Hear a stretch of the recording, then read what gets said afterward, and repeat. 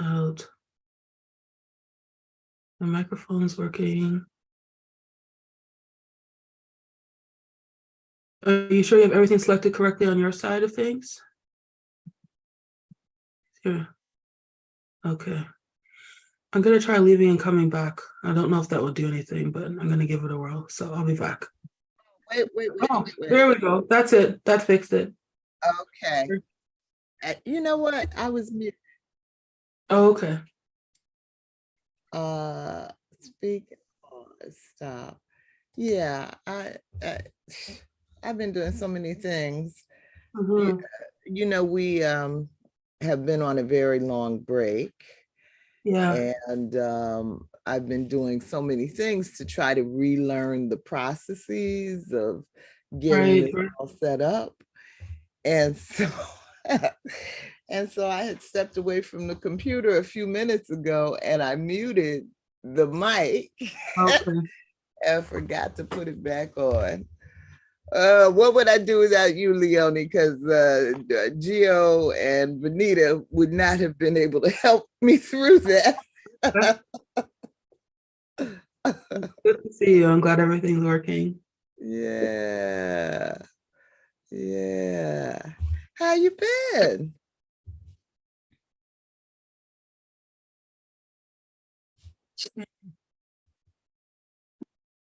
You still hear me? Yeah, I can still hear you. Oh, okay. How you been?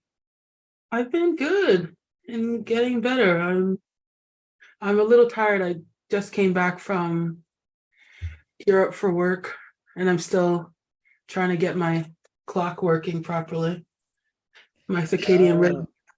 But yeah, I'm doing okay. I'm doing all right. How have you been? You look great. Thank you. Um, I've been good too. It's been a good year. Good. Yeah. Hmm. So I don't know. I guess we're here waiting for Venita and Gio. I just talked to Venita a little while ago and she said, okay, I'll see you at 5:30. I said, no, 5 o'clock. Okay. So now, now I'm wondering if I need to call her again. And Gio, I have not seen Gio around on Facebook today. So I hope everything's, good with her. So what made you want to discuss Sapiens? Have you read it already? I haven't read it, but I bought all of his books last year.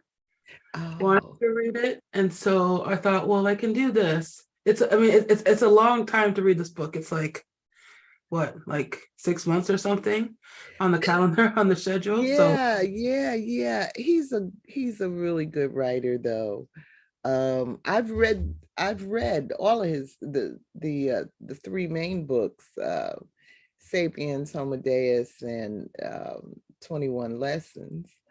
yeah, And I rarely, follow a writer like that, yeah, unless I really, really like their style. yeah.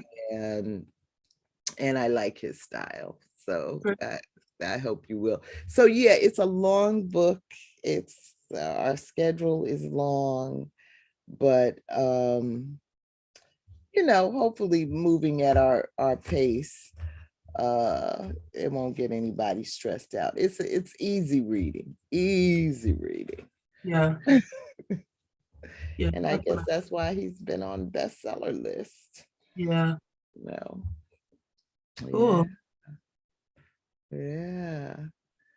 So I'm gonna give Venita a call Okay, sounds good. and just make sure she's not having technical issues because Right. she's used to us being on the other page, the Global Black Feminist. And hey, I'm not used to you being late. Everything okay? Where are you?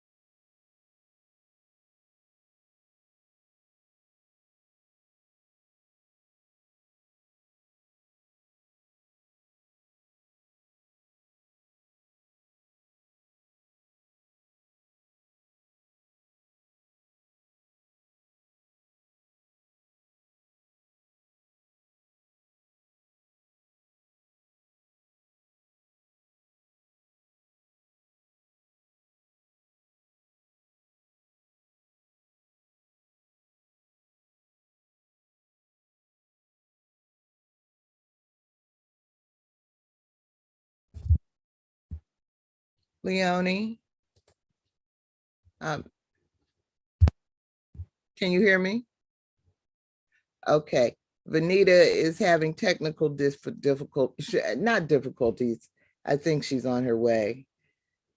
Now Geo is telling me she can't find the link either. Hold, let me try to deal with her. I'm a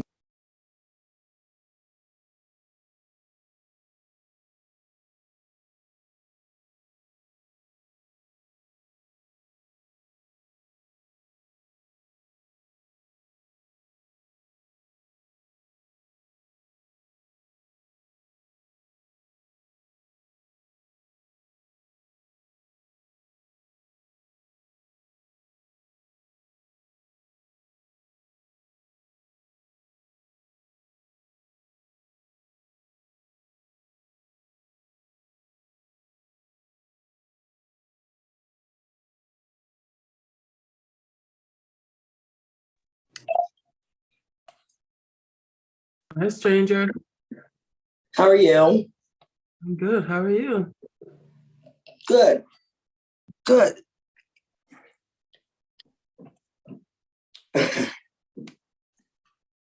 Oh, wow. Let's see here.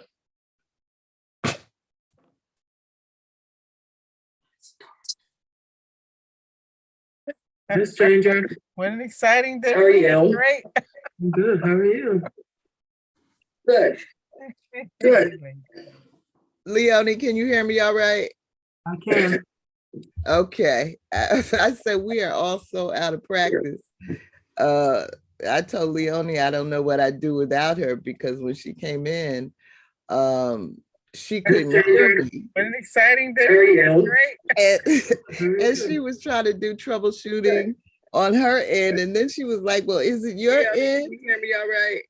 I can. And I'm like, I'm muted. We are also out of practice. I told Leonie I don't know what I'd do without her because when she came in, all right, now I'm getting an echo, Leonie. Where is that coming from? And she was trying to do troubleshooting on her end, and then she was like, well, is it your end? Time delay for the live? I'm not. I got, this is, all right, this is really bad. I got off of, all right, now I'm getting an echo, Leonie. Where is that? I got, I'm not even online. Okay. I think it stopped. Oh, geez. So yeah, we're all just struggling to get back. I don't know when we finished the last book. What was that, August? No, July. I don't even know. I don't even know.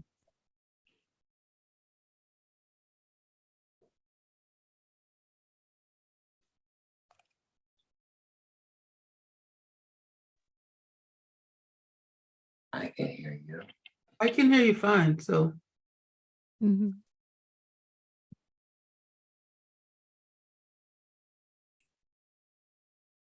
Uh-oh, I can't. now I can hear you. Yeah, now I can't hear you, Michelle. No, none of us can hear you.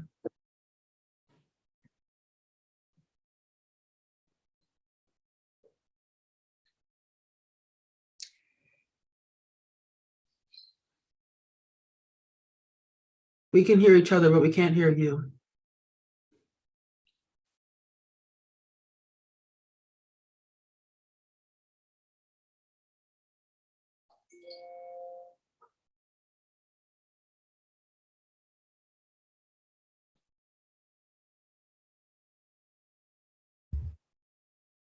Testing, testing. We can now hear you. You can now hear me. Yes. Oh, geez, I'm exhausted. Well, we are so late. We are so late trying to get ourselves together over here. But in fairness to us, we have been on a very long break. Gio, do you remember when we stopped, or Venita, the last book? No, I don't remember offhand. Yeah, it's been a while, so I guess it's going to take us a while to get back in the swing of it. But Leonie has not been with us for quite a while, but I see her technical skills are still up to date. Leonie, are you doing the nonviolent communication thing still? You're Yeah, muted. I am I have my consultancies busy. I just came back from Amsterdam doing some work there. And Okay. yeah. Cool. All right, well, let's get started and welcome everyone. The global Black feminist almost slipped off my tongue. Welcome everyone to Reading for Change, a collective journey. This is the fourth book that we're reading under that title. And as Leonie pointed out, it looks like we're going to be here for quite a while discussing this book, about 6 months. I don't have the dates in front of me, but I think we go into April of 2024. It's a big book,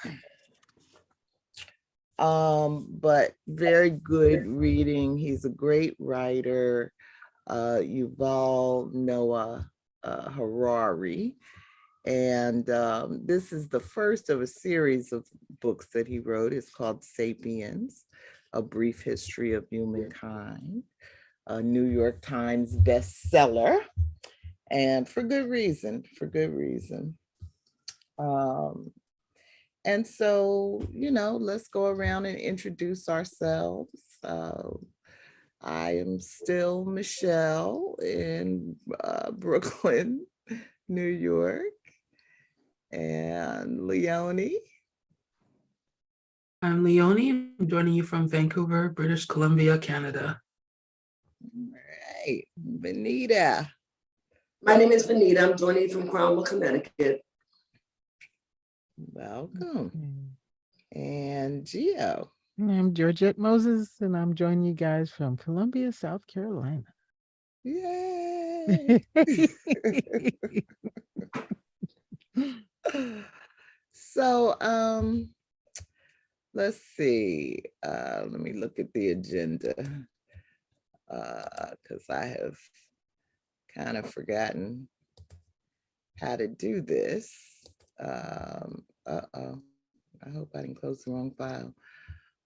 Okay, so next week, of course, we're on chapter 2, October 31st, the Tree of Knowledge. But tonight, let me try to share my screen. How do I do that? Let's see, I can close. Don't worry about that right now. I can close that, make this bigger. Okay, share my screen. Agenda, share. Okay, let me know when you can see it.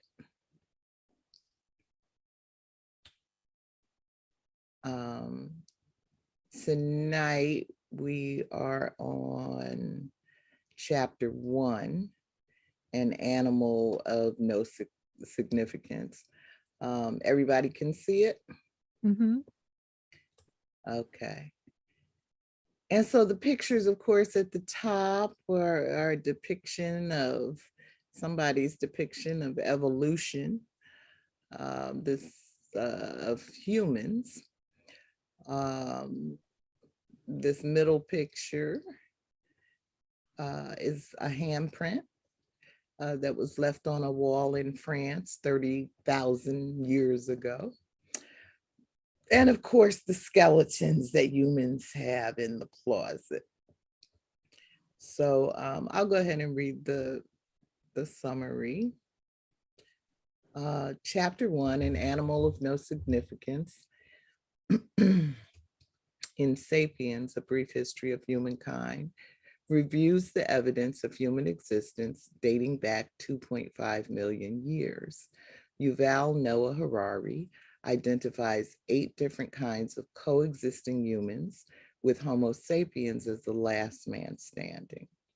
He considers the insignificance of humans compared to other predators for most of this time, and speculates on factors leading sapiens to the top of the food chain, like domestication of fire and unique language abilities, as well as the impact of our ecosystem and connections to modern social problems. With humor and wit, the author considers evidence of human existence that goes back 2.5 million years and shares that Sapiens tells the story of how the cognitive revolution 70,000 years ago, the agricultural revolution 12,000 years ago, and the scientific revolution 500 years ago have affected humans and their fellow organisms. The timeline of history presented before the start of chapter 1 begins with the Big Bang 13.5 billion years ago and ends with speculation that intelligent design could lead to the replacement of Homo sapiens by superhumans, humans who belong to the great apes family, evolved as several different species who coexisted and essentially had no impact on the environment. The last remaining human species is Homo sapiens.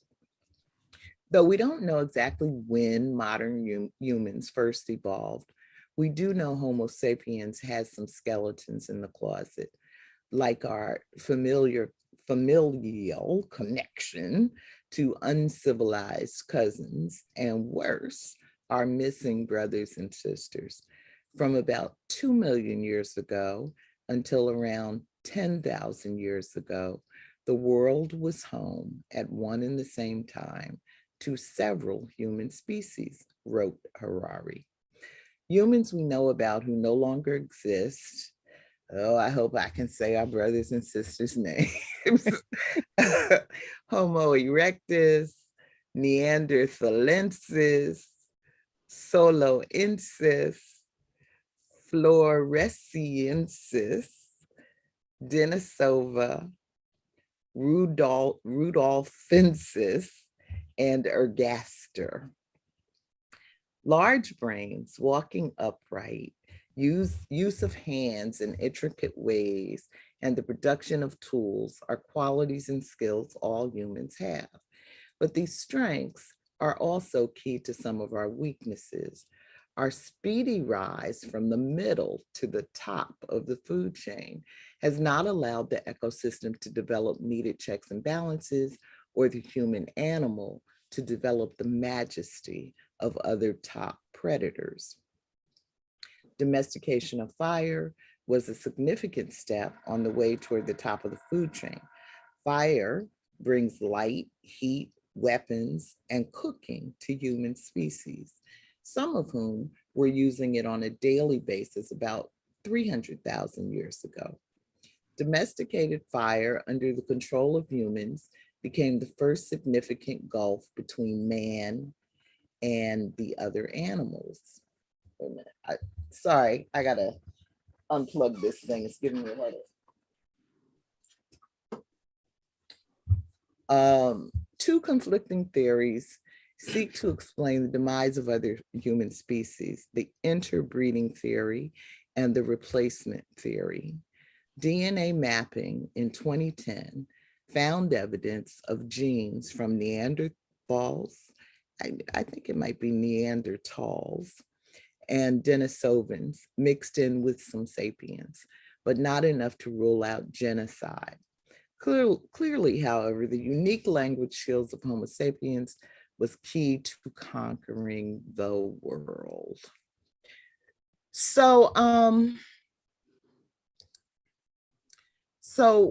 once again, we're not trying to use facilitators. We've been doing that for the past several books, Leonie, with the idea that everyone would, come with a question or two or something that they wanted to point out in the book.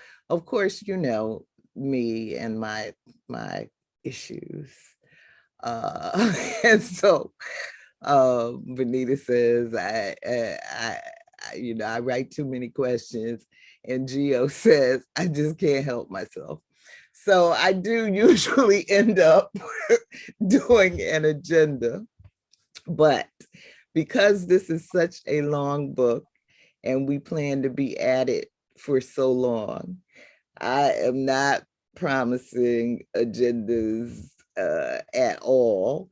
But since we've been on such a long break, and I know we need to get the cobwebs out of our heads, I figured I would do an agenda for tonight.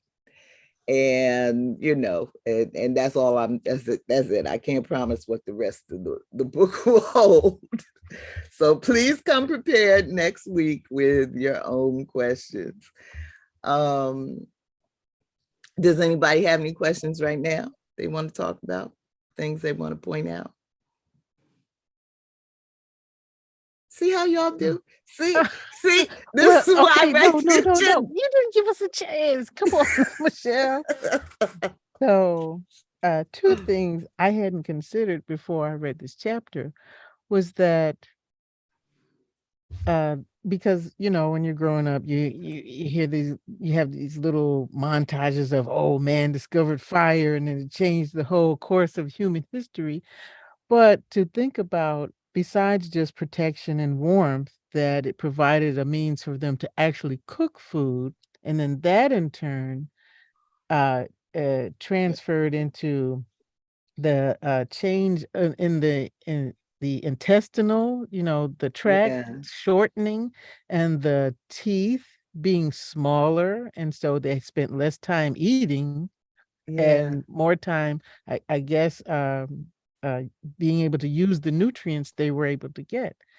And so, and not, they didn't have to spend as much time searching for food. So now you have, right, agriculture. So they have the food right there. And what was the other thing? Oh, the other thing was about the genetics, right? Because I remember vaguely hearing about, oh, yeah, there's still Neanderthal DNA being discovered in modern humans. I'm like, okay, well, yeah. So Darwin and his theory of evolution is not quite, it's still just a theory. Yeah. Thank you. Yeah, the whole, what was it, the food or the fire that changed the size of female hips and made it harder for us to give birth. And which is why our babies are premature compared to other animals. Yeah, it is interesting to think about how all that evolved. Yeah. Venita, Leonie, any comments on that?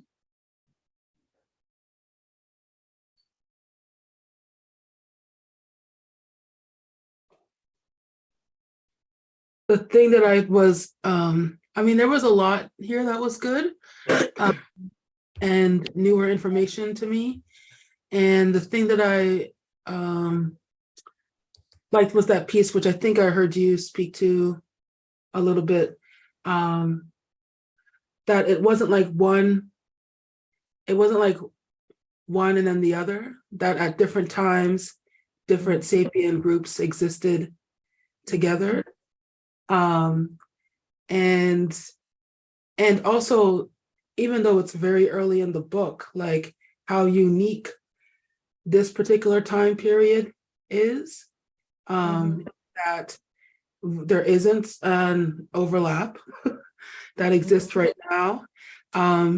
And there isn't also a guarantee that that we will exist because of Right. the impact of how fast we have changed things as we've gotten bigger brains, and are creating change faster than we are able to reconcile what those changes actually do, that we actually might be evolving our way out of existence. Right. Right, absolutely.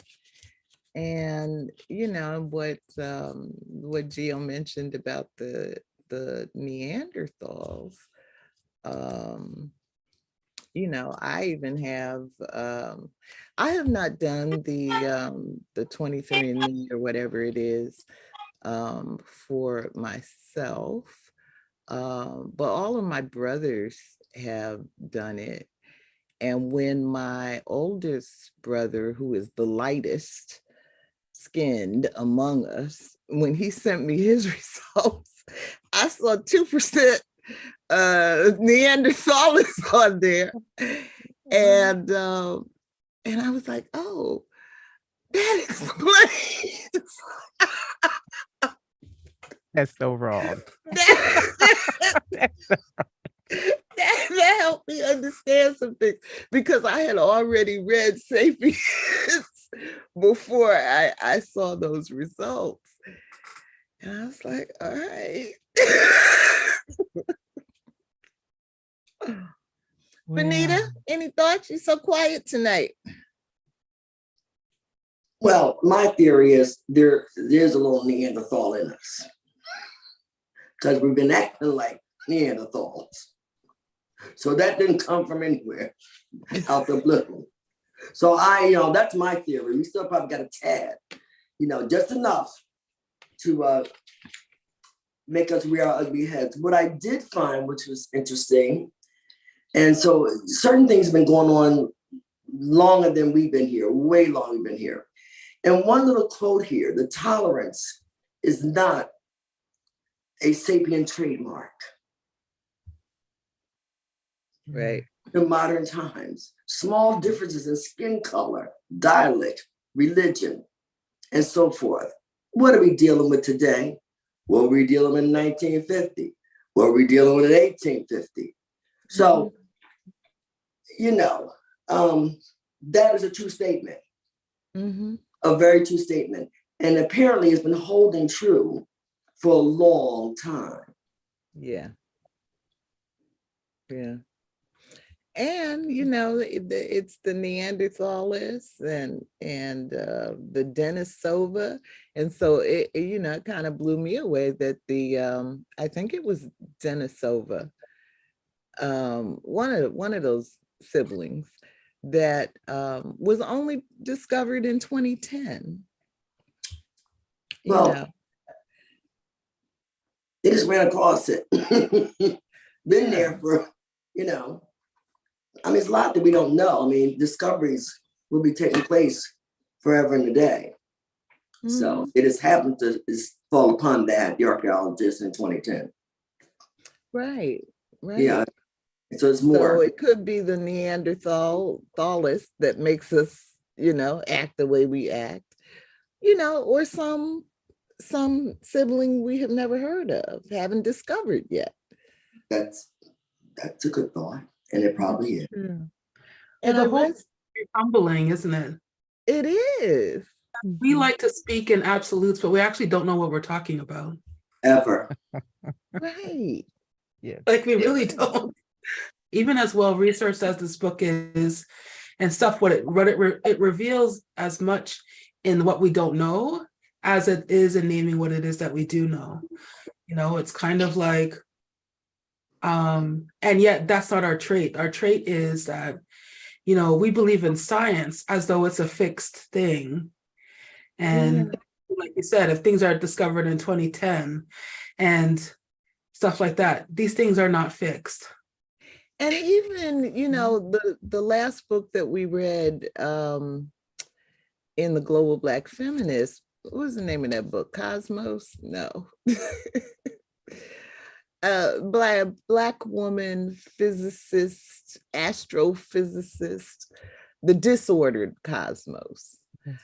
And that's one of the things that she kind of emphasizes throughout the book, that even what we call science, like Harari talks about, the universe being started 13.5 billion years ago, as if it's settled science. But the scientist is telling us, no, that ain't settled. That's what we kind of think that's what happened. Yes, yes. So we have to, when we read books like this, we have to agree that, okay, the information they're putting forth, that's where we're going to go with for now, to just get through it and come to a conclusion at the end. But as you say, science is shifting sand. And there are some things that he said so far that I'm like, well, I'm going to put an asterisk by that. Well, I certainly remember a documentary that came out, National Geographic or somebody, PBS, where they discovered that Neanderthals they made jewelry, they buried their dead in a grave and put flowers and pottery around it. So our idea of Neanderthal being some kind of crude, violent, Flintstones like individual, right, probably way off the mark. So we have yeah, to, keep an open mind about everything, because as you guys have said, it's probably going to change. yeah, absolutely. Well, he did mention politics. And of course, politics plays a part in everything.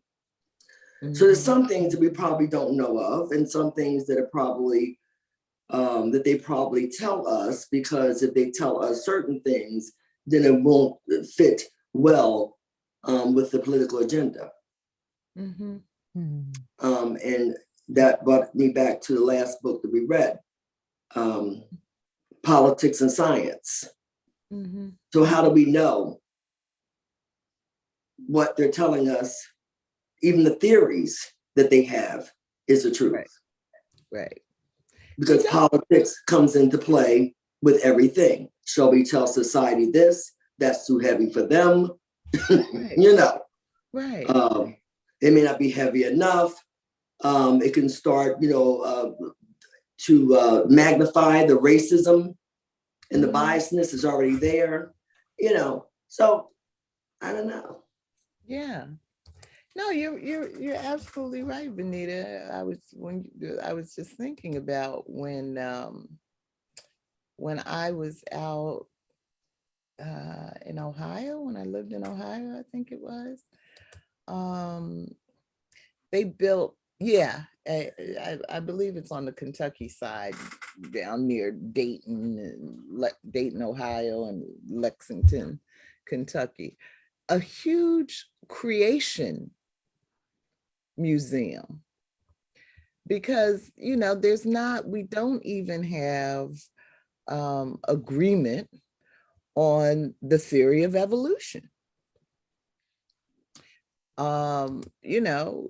Harari certainly presents it as fact, and I believe the evolutionary story, but a lot of it that's what it comes down to, what you choose to believe. And so creationism, the idea that God, I don't know, did everything he had to do in 6 days, and then on the 7th day said, take a break, people, is a genuine belief for loads of people. And there's this huge museum in Kentucky with all kind of animations of how God did what it creeped me out, but but yeah, evolution itself is for some people suspect.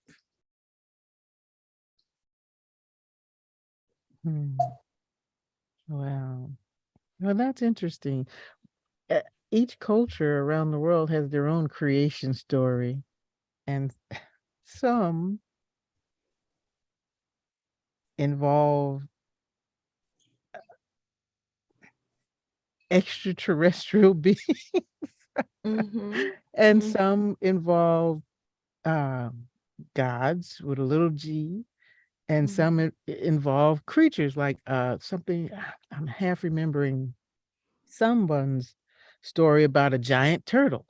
So, it just depends on the story each culture wants to tell itself based on a consensus, right?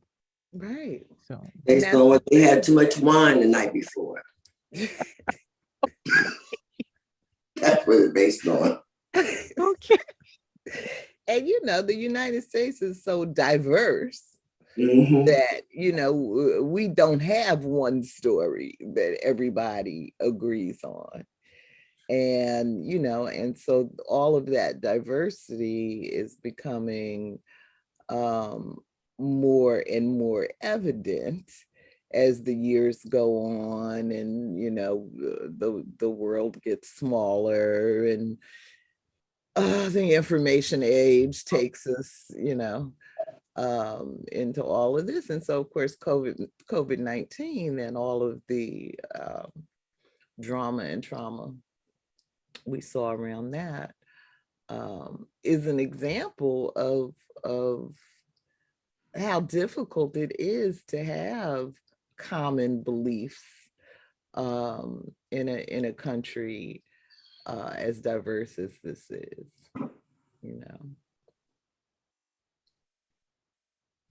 So okay, Venita or Leonie, did you have anything in particular you wanted to lead us to?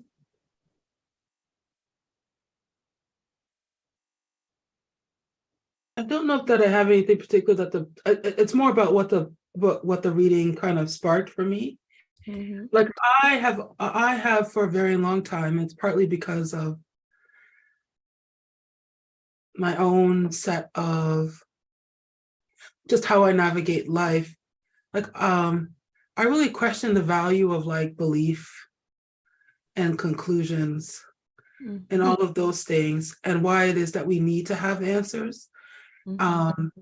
Because when you think about how little we know, I don't know, it's easier for me to see things like politics as like a technology, like a thing that has been created to corral people, give them a sense of belonging, etc. But like, it's not, we also talk about politics like they're real, and of course they're not. It's all like money. It kind of sounds like you've already read Harari, Leonie. Doesn't it, Venita? His name? I'm sorry. I said, doesn't it sound like Leonie already read Harari? But yeah, because that's what it comes down to ultimately. Yeah, that we're dealing with a whole lot of fiction that serves particular people very well, and and the most of us not at all. Yeah, I mean, that's yes to me. To tell you something, I guess this is the mood I'm in tonight, because I'm finding life rather amusing these days. But talking about beliefs, I was watching CNN. Actually, it was watching me, but I had to turn around when they mentioned certain things today. For all those people that believe that the election was rigged, well, now they're prosecuting people every day. People are saying, I don't know what came over me. I don't know what I was thinking about at that point. It was real. The prosecutors start talking about giving these fools some time. All these attorneys, not everybody's turning coat. Suddenly, they were just going for some mental thing. One attorney up there today crying and said she don't know why she kept spreading that without doing her due diligence. Well, for the attorney, that is your only job. Is to present facts. And the only way to present facts is do your due diligence. Now they need to just fire her for being stupid. So she continued to spread the rumors about the election being rigged. However, now that they're talking about giving folks all kinds of time, every day People coming forward, turning coat, telling me they just lost their minds. Really? I made a deal with the prosecutor. I can't do jail. You know, I have small breasts. It was just ridiculous. Wait, I have small breasts. No, I mean, let me tell you the things. Well, I'm sorry, I'm getting a little off the course, but when you mention those things of Leonie about nothing is real. We all know that. We live in the world together. We all create our own little individual worlds. But that's the thing. I don't know if everybody knows that. You know what? I think some people are genuinely, wedded to their beliefs. I mean, as Leonie said, the real issue is why we feel we have to have answers when we know so little, so that if we took just an approach of curiosity, and exploration. And it's really one of the things that motivates me with the book group, that, that we need to just learn some stuff, because I have spent my life listening to people, talking straight out of their ass with conviction. And something in me finally said, I gotta help my people. We gotta learn some stuff, because just because somebody told you something once when you were 5 does not make it the gospel. Or it might be the gospel, does not make it the truth. Yeah. What to say? What even mind? I don't mind what you believe. That's the problem. I'm okay. You're okay. If you believe an ant farts, it's okay. Right. My problem is when what your belief starts to impact other people negatively. I don't challenge other people's belief. You can believe what you want to believe. Yeah.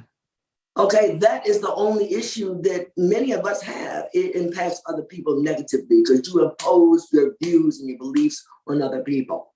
Mm-hmm. Other than that, nobody cares. I know I don't. Mm-hmm. And that's the problem. That's the problem. It's just, and that comes from a lot of other stuff that you can't control as an individual. A lot of stuff is innate. Your experiences, were you a Neanderthal hunter, or were you a gatherer like me and Michelle and Gio and maybe Leonie? While they was out there killing up stuff, Venita wasn't out there. I was over there. Venita, I got some nuts. And some berries. Get my little flowers and my little berries and everything. They probably talked about me like a dog. And what they think they do good, they get around. Just leave them there. That was one of the hilarious things. Is it page 11? I got it. Yeah. I got it. I might have to read that part. But where did anybody have to look up the word carry on? I know I did.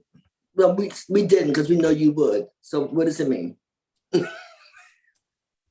It is the decaying flesh of dead animals. And so when he's telling the story, wait, I gotta read this part. I'm on the middle of page 11. Mm-hmm. One of the most common uses of early stone tools was to crack open bones in order to get to the marrow. Mm-hmm. Some researchers believe this was our original niche. Just as woodpeckers specialize in extracting insects from the trunks of trees, the first humans specialized in extracting marrow from bones. Why marrow? Well, suppose you observe a pride of lions take down and devour a giraffe. You wait patiently until they're done. but it's still not your turn, because first the hyenas and jackals, and you don't dare interfere with them, scavenge the leftovers. Only then would you and your band dare approach the carcass, look cautiously left and right, and dig into the edible tissue that remained. This is a key to understanding our history and psychology. I was like, oh, we've been picking bones. But it's not what I can say. It's the survival of the fittest. You have the billionaires, trillionaires, and billionaires. And after they get everything they want. After they get everything they want, and they trickle it down. Maybe that's what they mean by that in economic terms. And they trickle it down to the upper middle class. Then they trickle it down to what used to be the middle class, middle class, but there's no middle class anymore. It's just working poor. Then they trickle it down to the lower class. And if there's a little bit of marrow left over, they sprinkle it down. And the poor to the masses. They wait their turn. You know what I'm saying? So it's just this pecking order of things. Yeah. And people, I hear people, everyone, even myself, we try to make changes. No, it's just a fight to survive this generation to the next generation. And this will go on until sapiens at one point will destroy themselves. And that's going to happen. Because, it's if you go by history, we have our run, and then our run will be over at some point. Mm-hmm. It'll be over at some point. Mm-hmm. And then you'll have those couple of sapiens left, as did the Neanderthals. Mm-hmm. And they will just intermingle and have a little good time with whomever or whatever. Mm-hmm. New species come about, and then you'll have a touch of us in them from those two sapiens that managed to, turn coat and avoid the and get in with the Homo Deus. and get in. So I mean, our run is, we've had a long run. We really have, and we've managed because of fire, which is used to make weapons, used in weapons and everything else. We've pretty much destroyed and been doing that since a long time. So,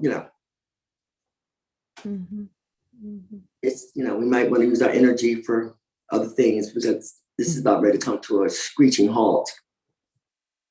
Oh, well, I always say I'm like the violin players on the Titanic. See? Well, I'm gonna enjoy every last minute. Well, you might as well. Now, I have a question. So on that same page, he talks about because we developed so quickly and we jumped to the top of the food chain, the ecosystem wasn't able to develop checks and balances to more or less to prevent us from wreaking havoc. Right. Done. So what would that look like? What kind of checks and balances? Well, I think he talked about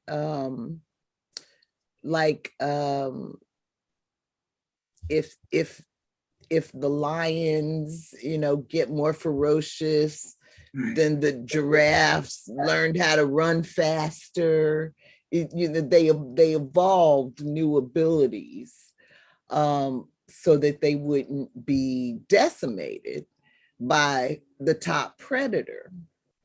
But the other animals have not had a chance to develop the tools and skills that they need to deal with Homo sapiens. So we're just running roughshod. Right. So I'm asking you guys to think outside the box, a little sci-fi. What would it look like if there had have been some checks and balances for us after we got fired? What might have checked us?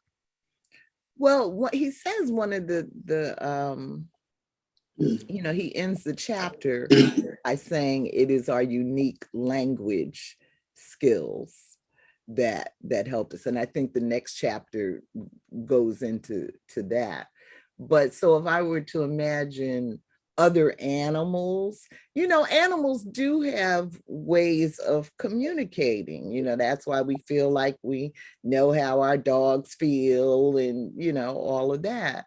And the birds sing and all of that. But maybe they need to step up their game. Repeat that question again, Gio, please. What kind of checks and balances, I mean, hypothetically, would have prevented us, I mean, after we got fire, and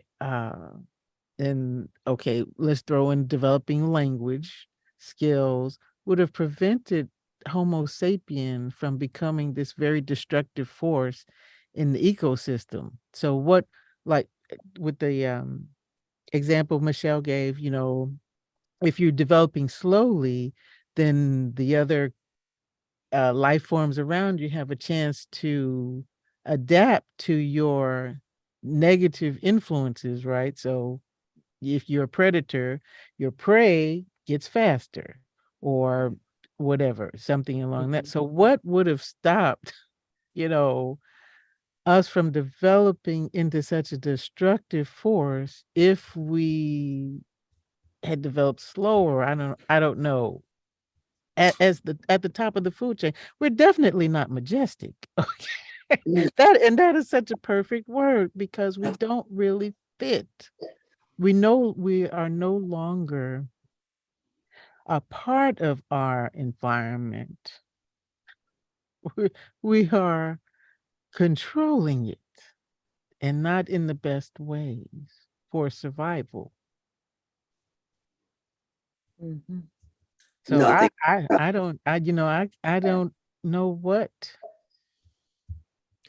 Well, I would say attempting to control the environment, because right now the shit is spinning off, you know, the axis. And that is because Mother Nature is finally starting to exert, you know, her power, and things that we thought we could control. Mother Nature is saying, no. You know, that'll be a no, you know. And, you know, because I mean, the earth, you know, the earth has been through so many stages, ice ages and all kind of stuff. Vast numbers of animals have gone extinct. But the earth is still standing. The earth is the last man. Mother Nature is the last man standing. And she's trying to tell us right now, in no uncertain terms, I ain't happy with you. you would think common sense would dictate that, if people actually had common sense. If your house burns down, your insurance company is insuring the house and its contents. They pay for removal of the debris, but you cannot destroy the land. Mm-hmm. So common sense, if we had it, and we don't, would dictate to you that Mother Nature is always going to have the last word. Mm-hmm. And the man will be destroyed far quicker than she will ever go down. Mm-hmm. But still, that doesn't mean anything. Even if it had slowed down, once man had language and discovered a thing called greed, mm-hmm. and then entitlement kind of threw itself in there, we're on the course of destruction. You can't turn that around. It's like having a beluga caviar, you know, for those that have had it. Tell us what it's like, Venita. It was pretty tasty. It's pretty tasty, actually. But not enough for my taste, for me wanting to go around here holding up people and get me black beluga caviar. You know what I'm saying? But for others, or for me to be selfish enough to feel like I'm entitled to have it, and I'll do anything to get it. But for others, it is that way. And since greed, and entitlement, aka capitalism, has kicked in, everybody thinks they're entitled to everything. We're entitled to eat all the crabs out of the ocean. We're entitled to eat all the fish out of the ocean. We're entitled to slaying all kinds of animals to make sure you have that raccoon thrown around your head or neck. I mean, we're entitled to say which animals selectively need to live and die in the forest. So we're out of control. And once that kicked in, the point is, Geo, once we had the superior, our language was developed, and of course we are superior in that aspect, and probably only in that aspect. The other things followed. And as you know, greed and entitlement moves very quickly. Will always move quickly, more quicker than anything else. You know what I'm saying? Because you never get enough. So you figure out new ways, bigger ways, faster ways, and better ways to get what you want to be entitled to. So I don't know if it could have stopped that. I don't know can't even imagine what it would have looked like. Because I don't think it would have happened once we discovered our skills. Yeah, and that attitude of superiority is such a powerful. It's a self-delusion. I mean, if you look at Mother Nature is about interconnectedness, interdependence. And, and people have different skills and different abilities and yada, yada, but one is not actually better than the other. It certainly isn't. But once we started convincing ourselves that we were better than our ape grandma, and then what happened then came the entitlement, and then came the greed. I got to have it. What did Harari say? I don't remember what chapter it was in, further down somewhere, that we have no more rights than the ant. Which is true. That's why we have ants, because we need ants. Plus, they're pretty bright. If you ever observe an ant colony when they're working, it's extraordinary. Me and the kids just look at ants. If we look at ant colonies for an hour, it was just to see how well they work together to accomplish their goal, whatever that might have been at that point. But no, I don't think there's any hope in that aspect. It's too far. Look how the trees danced when the humans went in during COVID. We talked about it all the time, Michelle. I mean, the trees and the flowers were dancing. It was beautiful and plush. There was no air, the air pollution was like at zero, Yeah, because humans went inside. Also, I don't know. Oh, well. Leonie, what do you think it would take, would have taken to keep things in check? Well, it seems to me that when we had common vulnerabilities, that was what allowed things to be in check. And once we evolved, where we thought we were smarter than everything and everyone before us, then we started creating these then we started to really abuse abuse power, but power doesn't have to be abused. And I think it's important for us to remember that not all people have forgotten what interdependence looks like. Not all people are confused or lack the humility that, capitalism says we don't need or whatever.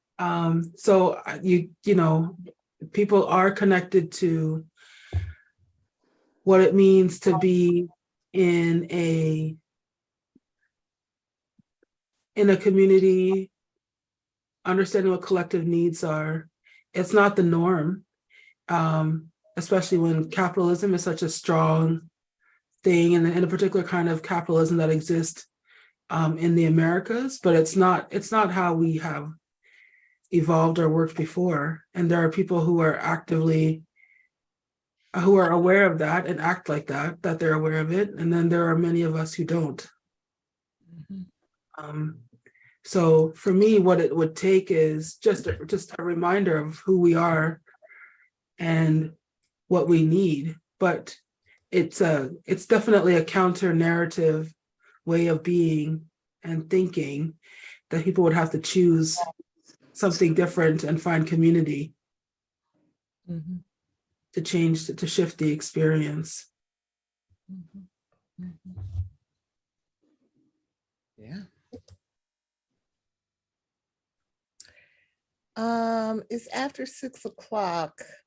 Let's Gio, would you read the last question, please? I think it's, what is it, number 11. Oh, let me share the screen.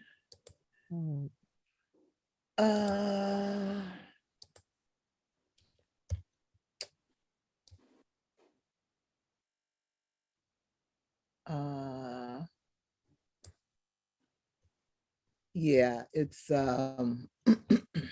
number 11. Okay. We don't know exactly where and when animals that can be classified as Homo sapiens first evolved from some earlier types of humans, but most scientists agree that by 150,000 years ago, East Africa was populated by sapiens that looked just like us. About 70,000 years ago, these East African sapiens spread into the Arabian Peninsula and quickly overran the entire Eurasian landmass. Eurasia was already settled by other humans. The story of what happened to them is the subject of two conflicting theories. The interbreeding theory tells a story of attraction, sex, and mingling, with people today being the outcome of this interbreeding. If true, today's Eurasians are not pure sapiens. They are a mixture of sapiens and Neanderthals, and the Chinese and Koreans a mixture of sapiens and erectus. The replacement theory sees incompatibility, revulsion, and possible genocide. Different anatomies, mating habits, and potentially body odors would have meant little attraction and infertile children. This would mean people today are all pure sapiens. Which of course we know we are not. The debate is political dynamite, with the replacement theory being common wisdom in the field today. However, in 2010, geneticists mapping DNA found 1 to 4% of the unique human DNA of modern populations in the Middle East and Europe is Neanderthal DNA. Up to 6% of the unique human DNA of modern Melanesians and Aboriginal Australians is Denisovian DNA. More research is underway, but the interbreeders got some things right. Question A. Which theory seems most plausible to you and why? Question B. Considering the way Israel has cut off the food supply to Palestinians and other modern examples of genocide, is there any doubt that humans of 70,000 years ago would have hesitated to eliminate their siblings? What leads you to your conclusion? And question C. Harari says the debate around interbreeding versus replacement is political dynamite. What do you think he means by this? Thanks. Thank you. Interbreeding versus replacement. Where are our brothers and sisters? Ask the British. Oh, I'm sorry. I'm talking now.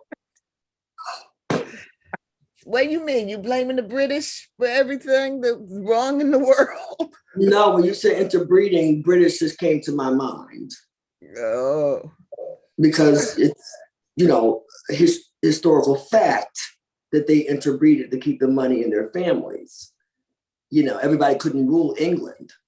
That's why you had the other brothers go to France and go to different places so they can, establish their kingdoms there. And it's a known fact that, that was the reason for, first cousins hooking up, you know what I'm saying? Mm-hmm. Aunt and a brother hooking up. So man would go to any extreme to have that upper hand over another human. Or should I say another mixture of Homo sapiens. Another mixture of humans. Another mixture of humans. And we're supposed to be sapiens, so, but that's, interbreeding, That's why we have laws against it. Doesn't happen for power. Anything that you have a law other than slavery against something is because it happened. And they have to make sure they have a precedence. They have to make sure you understand that they can't have that. And when something happens, they go back and they look at that. That's not going to happen. But that's where the power came in. Yeah. So when they say the breeding, that just came to mind, the British, automatically. You were triggered. Now, the trigger people trigger me, and I can't believe it that the British just trigger me. Georgette, Leonie, I'm triggered. Okay, Venita. God, I always talk about trigger people, how the trigger people trigger me. Now I'm triggered. This book triggers you. It really does. Leonie, where's our Gaster and Rudolphensis and Soloensis?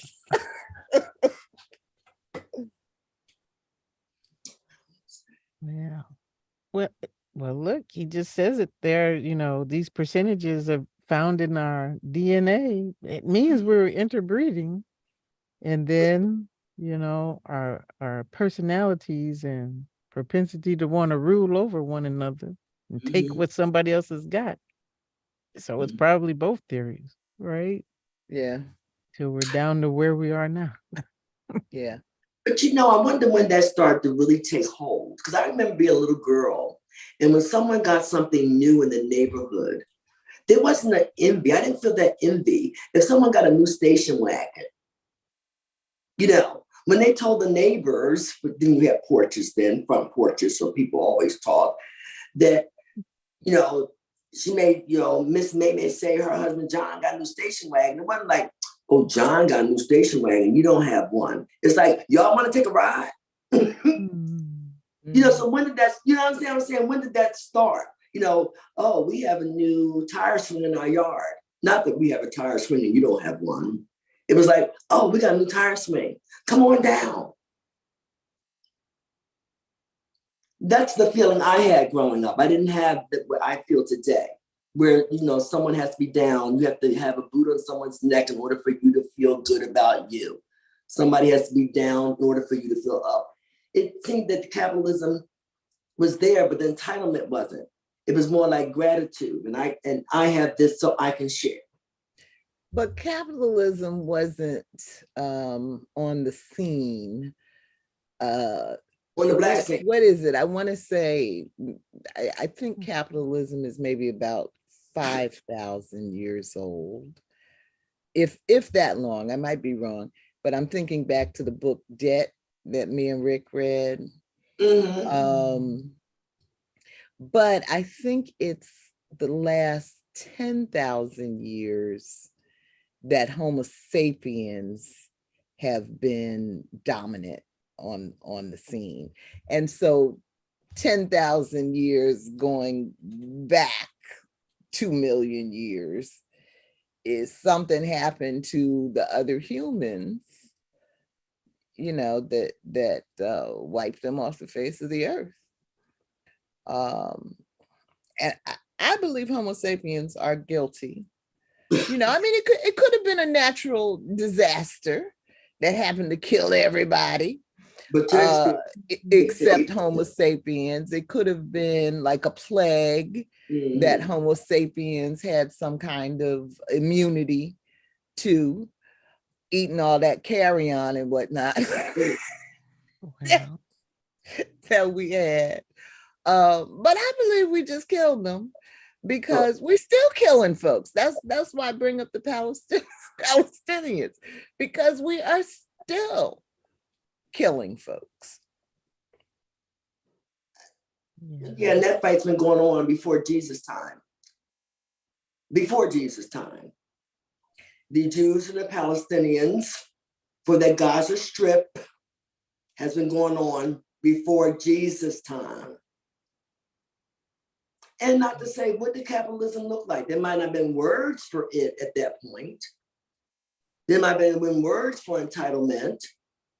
But how do we know that that piece of meat that some folks didn't feel like, because we're superior strength, that we want that piece of meat, or we want that whatever might have been a tangible thing to them that they could have, because we don't know what they thought. We know they have. Yeah, I mean the ugly attitudes, have certainly existed for millions of years. The fear of difference, that kind of thing. But capitalism as a monetary system, as a theory of how money should work, is not that old. No, when you're talking 13.5 billion years of development of the universe, capitalism is not that old. That's what I'm trying to say. But, it doesn't have to be money. That didn't have to be like our system, And that's what I was trying to say. It didn't say there wasn't a system then. Right. It could have been a system that was similar to capitalism or like capitalism. Yeah. But it wasn't called capitalism. Maybe there was no word for it. There weren't words for it. Yeah. So, the strong survived. Yeah. And the others took by whatever means, whether the stronger, starve the weaker out, or whatever the case may be. I mean, they've been fighting other guys a ship before Jesus' time, then that's a long time. Yeah. Yeah. So that's why people use the word, and I see that people are taking sides. Folks, you gotta be careful. A lot of folks lost their job. They find folks. But billionaires are taking back that money from Ivy League schools because there are people that are siding with the Palestinians. So it's still, I don't know what to say. It's just strange. It's all strange to me. It really is. And why we're fixated on it. When a loaf of bread is $5.79. I'm not trying to be funny. If you want to throw the word genocide around, you might want to throw it around the United States. So again, we're distracted by the bullshit. Really. Yeah. Because if people want to throw that word around, I bought 300 gallons of oil. I have a 550 tank. It cost me $1,256 for 300 gallons of oil. $1,256. Now, why don't we concentrate on some stuff here? Because the Palestinians and the Jews will be fighting over that Gaza Strip, from what I see, until sapiens are wiped off, Homo sapiens are wiped off this earth. Which ain't that far away. That's true, Michelle. But you are still here. And by the way, you look fabulous tonight. You look fabulous. Yeah, you really look fabulous.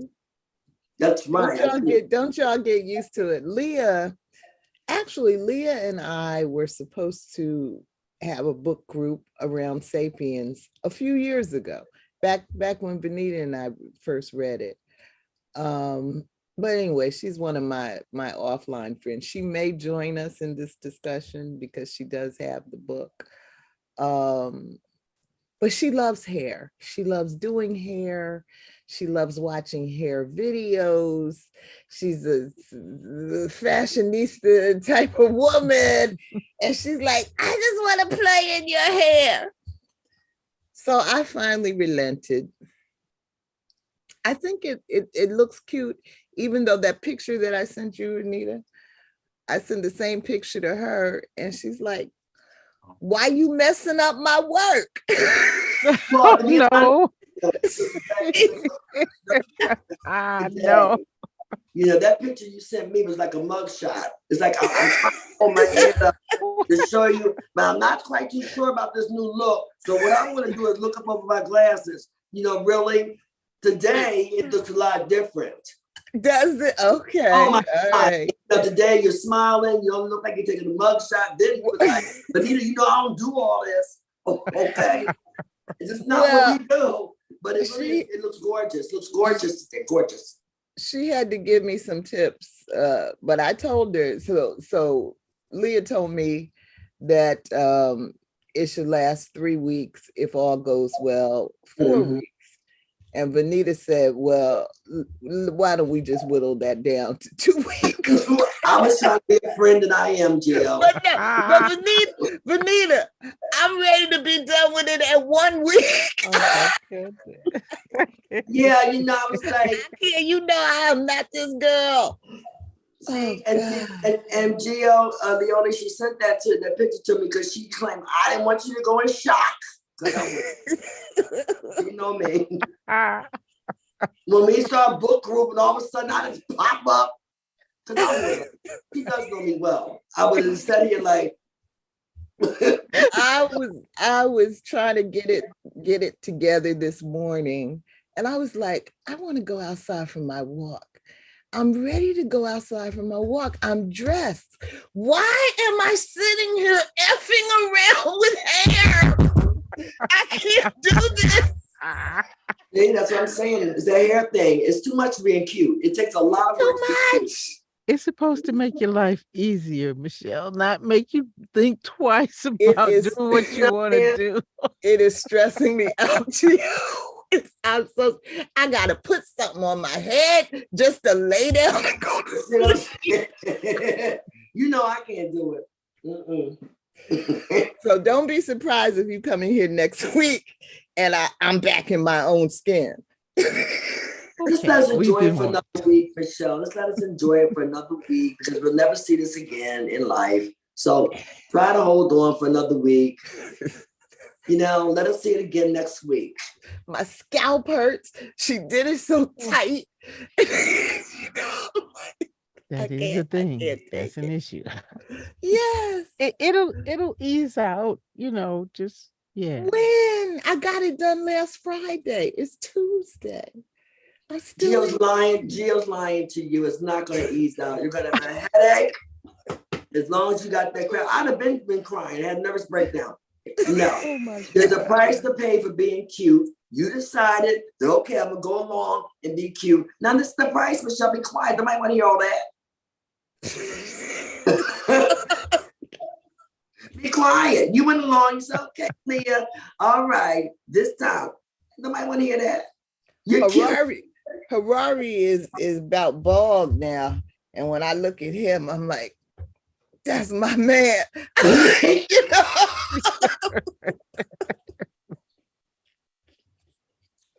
Anyways,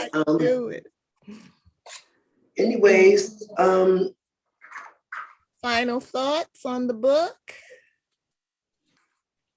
The chapter, An Animal of No Significance. See? No significance. Yeah, that's pretty heavy. Because we think we're special. Yeah, and we've had a significant impact, so I don't know. So the title's a little misleading. We've had a significant impact. Yeah. On page on page 18, it's talking about Neanderthals and Homo sapiens. And supposedly we wiped them out. Mm-hmm. And the quote that he has down here, the sentence that they were too familiar to ignore, but too different to tolerate. What does that remind you of? What, blacks and whites? Yes. Mm-hmm. Yeah. Remind you of the crazy behavior that seems to never end. Mm-hmm. Yeah. Yeah, that's why it's easy for me to believe that that the replacement theory, I mean, clearly there was some interbreeding, which is why those genes exist to this day. But it sounds like the norm was not interbreeding, otherwise you would expect to find higher percentages in today's humans. So that's why it's easy for me to believe that the replacement theory was probably the dominant behavior, to just kill off our brothers and sisters. As Gio was saying, the Neanderthals were not really the savages, cavemen, whatever we have been conditioned to believe they were, but nor were Africans, There you go. But you have to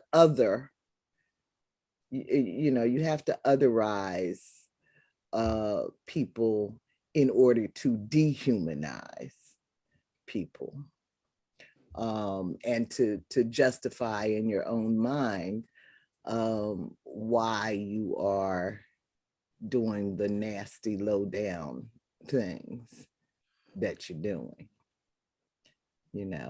so you don't want to focus on similarities, you want to focus on differences,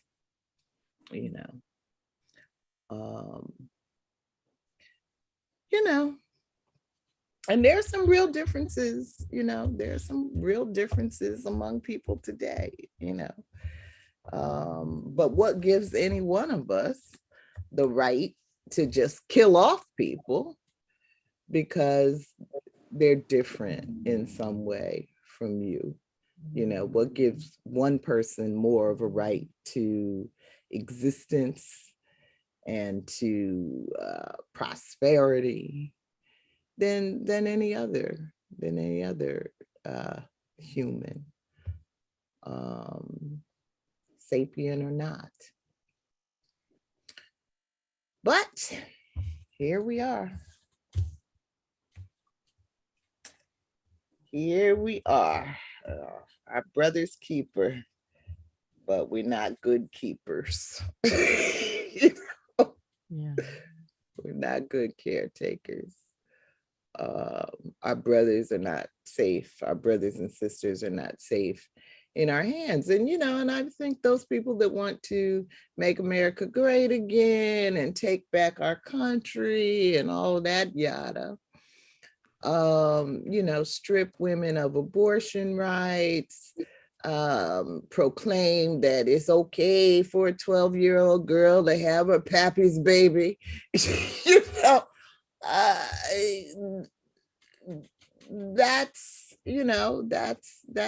That's where they're headed. They want to believe, they do believe, that some people are entitled to more rights than others.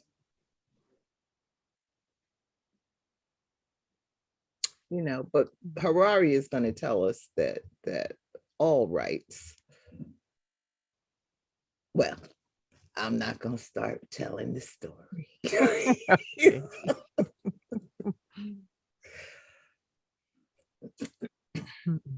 So say something on a high note now that I feel totally depressed over here. Oh no. Oh, was that depressing? Yeah, all right, let's see. High On note. a high note, let's hear a high note. Leonie, you have something high? On the high? Just a reminder for us to be humble. Humble. High note. That's a high note. That was good, Leonie. Yeah. That's a high note. Like that. Yeah. Stay humble. Or actually get humble, or find some humbleness, or do something along those lines. Anyways, it's been real, ladies. Okay. Same time, same place. Have a good evening. Be safe. Okay. Oh, stay out the grocery store, Gio. Before we go. This is for everybody. What? I was in the store earlier. It wasn't because I was having a long day. Okay.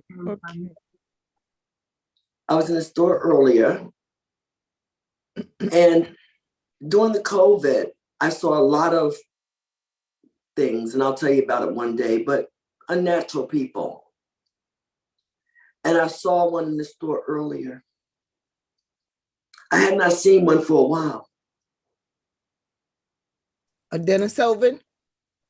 You know the people, you know how things were during COVID, and I would see these people with the deep set eyes, and I saw one in the store today. And I had not seen really had eye contact with one in a long time. I saw one today. So yes, did you run out the store? Well, you know me. You know Venita. The grocery shopping was over. Thank goodness I had just picked up that last item, because and there's only a couple things, because I'm buying more than can fit in one bag, because I gotta be ready to move. So I went to that cat. I was so stressed the hell out. I went to that self-checkout.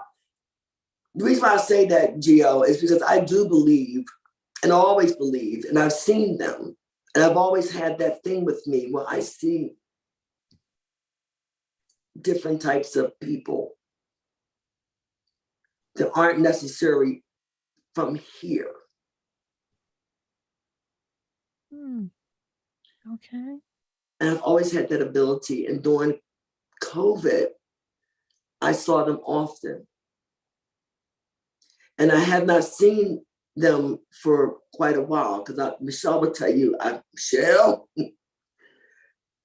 because no one would probably believe me unless I told my best friend, which is why I don't tell anyone but her. And she tells me things because we believe each other when we say things. You know, when we tell each other things, I'm gonna tell you, Gio, I had not seen those other humans.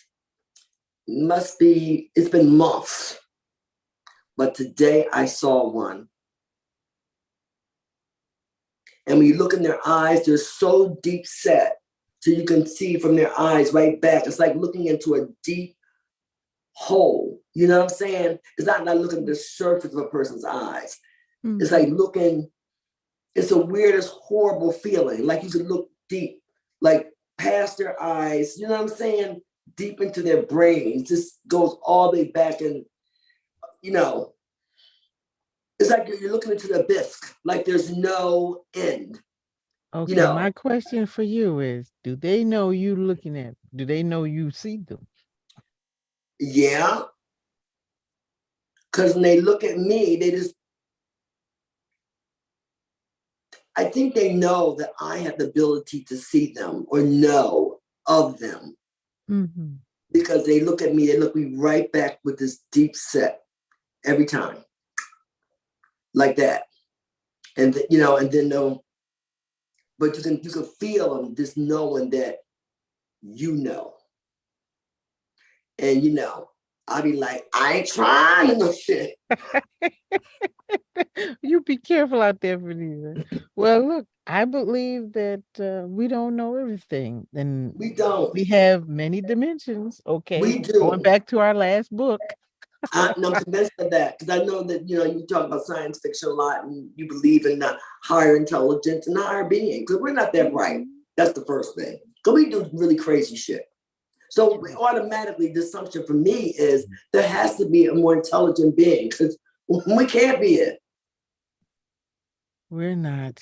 And You know, little drip drabs that are coming out, and oh my goodness, so many people seeing strange ships in the sky, night and day. Hey, but they need to give me some lottery numbers, okay? that's me. That's what I need. That's the only thing that's missing. Help So your sister out. It's a lot of numbers. And I already told Michelle I'm doing a slow drive-by. She know what it is. When she see me driving by slow, don't because I'm not stopping. You have to jump in that car. You see me driving by. Venita won't tell me where we going. I just want to know where we going when we it doesn't escape make the a United difference. States. Girl, we can go wherever we want to. You don't need nothing. I told you, wherever you don't have, Gio, be ready. We can get it wherever we go. Don't even worry about it. Okay. And no, make sure I ain't got time for you to gather all your books and shit. Just make sure you got a list so you can buy a or something. No, keep a hold of the car. And just here go Michelle. Wait a minute. Let me get my backpack. Let me carry. Girl, you know that book I had? Oh my goodness. No, Michelle, you're not gonna hold the band up because you know what happens? People to do Neanderthals to hold the band up. You get clumped in your head. And we have to leave you. Yeah. Yeah. So don't get left. Okay, don't get left. Don't get left, because you know back then, but they didn't have medication or any of that stuff. They didn't have ropes to tie you up. They just plunk you in your head when you held the band up. For any reason. Whether you're slow, whether you got to get your book, your tablet, whether you're sick, clunk. All right. I got my go bag ready. Okay. Anyways, it's been real, Gio. I love seeing your face. I love seeing and hearing you. Absolutely. Oh, I forgot to tell you, Joel sent his love to all of you. Oh, how's he doing? He all right? He's all right. He's a busy grandfather. Oh. Your grandfather? Yeah, Well, he's working day and night. No. Tell him he could at least pop in and say hello. I will. I showed him the book. He's interested. So he is already a member of the private group, Cluster 4. Oh, cool. So he can just come in anytime. Also, Nicole had indicated that she might want to read this with us. I miss Nicole. So I was hoping we might see her tonight, but you never know. Well, the world is a busy place and we're caught up in it. I'll call you back in 2 minutes. Okay. So, well, we will see you all next week reading our story together. Yeah. Good night. Good night, ladies. Have a good one. Bye-bye. Bye-bye.